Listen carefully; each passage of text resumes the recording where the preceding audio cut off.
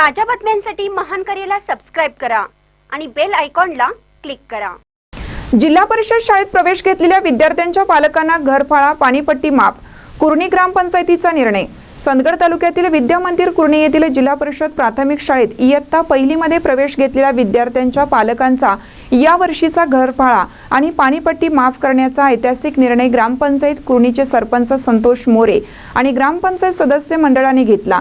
या निर्णयाचे सर्वत्र कौतुक होत आहे। कुर्णी गावातील जिल्हा परिषद शाळांमध्ये गुणवत्तापूर्ण व मातृभाषेतील शिक्षण मिळतं।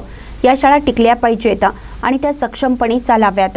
यासाठी प्रत्येक पालकाने आपल्या पाल्याला स्थानिक जिल्हा परिषद शाळेतच प्रवेश द्यावा, असे मत सरपंच संतोष मोरे यांनी व्यक्त केले।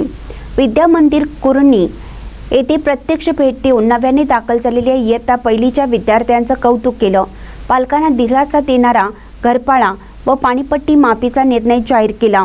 या उपक्रमामुळे जिल्हा परिषद शाळांना बळकटी मिळेल आणि समाजात शासकीय शिक्षणाबाबत सकारात्मक संदेश जाईल, असा विश्वास अनेकांनी व्यक्त केला आहे। यावेळी ग्रामपंचायत सदस्य अनंत केरकर, प्रल्हाद पाटील, सुशील पोटफोडे, पुष्पा गुंडुळकर, प्रमिला मोरे, काजल गुरव, शाळेचे मुख्याध्यापक प्रवीण साळुंखे, शिक्षक संतोष जंगले, जानवी सूर्यवंशी, गवशे शाळेचे मुख्याध्यापक नामदेव माईनकर, वनिता हरेर आदी मान्यवर उपस्थित होते।